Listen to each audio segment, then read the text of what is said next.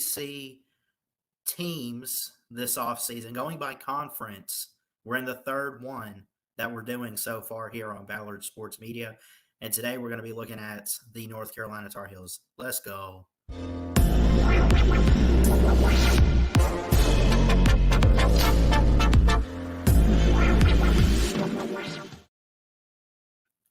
What's going on, everybody? Christian Ballard, Ballard Sports Media, coming at you with a preview video today. Actually recording this live on the 10-hour stream on Friday night. And going to be looking here at the North Carolina Tar Heels, who are one of the better teams, I think, with coaching-wise with Mack Brown and everything he's doing in recruiting, I think, in the ACC. Had a lot of hype going into 2022. Or 2021, I should say, had some hype in 2020. You know, there was a lot of optimism for a turnaround with this program. And they kind of just call it what it is. They kind of crapped the bed a little bit. They kind of lost it. And they went 6-7, losing the Mayo Bowl to South Carolina and first-year head coach Shane Beamer, who I am personally very high on. So let's take a look back at what they did here in 2021. So lost at Blacksburg to Virginia Tech. Not the best way to start out the season for North Carolina. Like I said, a lot of hype. They brought in Ty Chandler from Tennessee. They had Sam Howell at quarterback. They had a lot going for them. You know, they had the right pieces. They had, they had a lot of explosive offense. You know, Jonathan Kim, was their kicker. They had Josh Downs. They had they had a lot, right?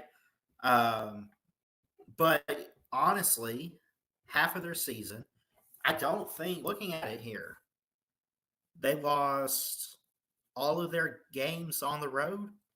Did not win a road game. They lost one home game. So their losses were not bad. You know, first off, I give them credit, number one, for beating teams like Miami. Florida State, I think, is going in a good direction for Mike Norvell right now. I'm high on Florida State this year. I'm high on where they're going, getting back up there.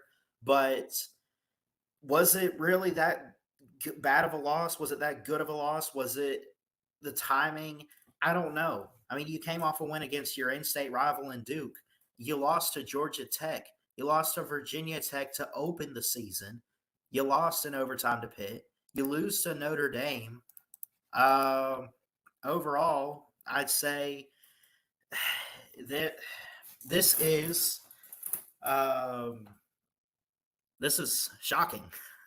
I mean, I was high on you guys. I think I had them somewhere like 9-3 last year. They went 6-7. 3-5 in ACC play, and they lost their bowl game to South Carolina, which you give credit to the Gamecocks, right? And now imagine what they're bringing in with Spencer Rattler and everything. Shout out to Millis in the chat. Roll Tide, buddy. Thank you, man. Thanks for showing up. Roll Tide. UNC.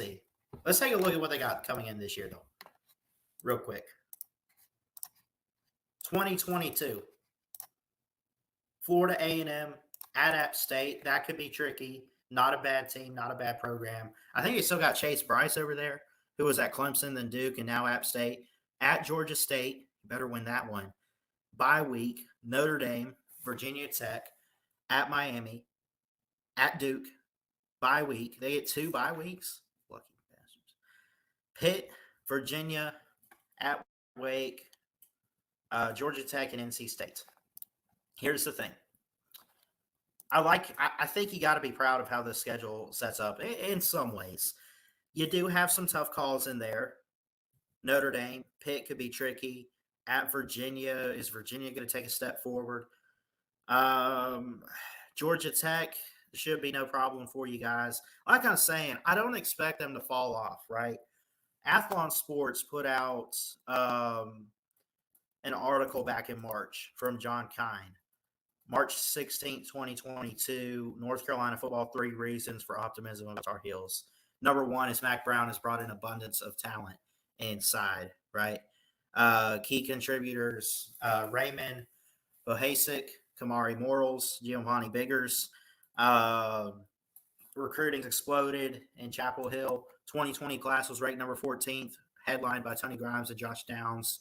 The next class was also number 14, featured a 5-star Keyshawn Silver and 10 other players listed in the top 300 for 247.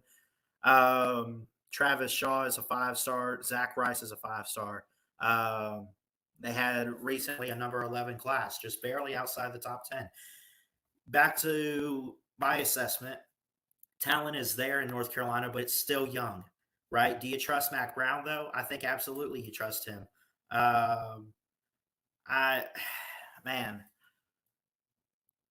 you got to trust Mack Brown. You got to trust what he's doing. You got to trust what he can do. You got to trust that he is the coach for this program. I'll say this. I expect them to win some big-time football games, but I also think that there's a little bit too much on their plate, right?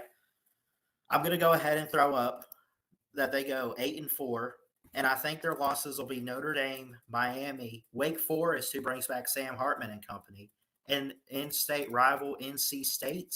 Could that be an upset? I'm high on the Wolfpack in the defense, and Dave O'Doran, the head football coach, and everything he's doing over there. I think they're getting back on track after having a couple down years, but maybe I'm wrong. Maybe 9-3. Maybe you do beat NC State, but I think Georgia Tech you should beat.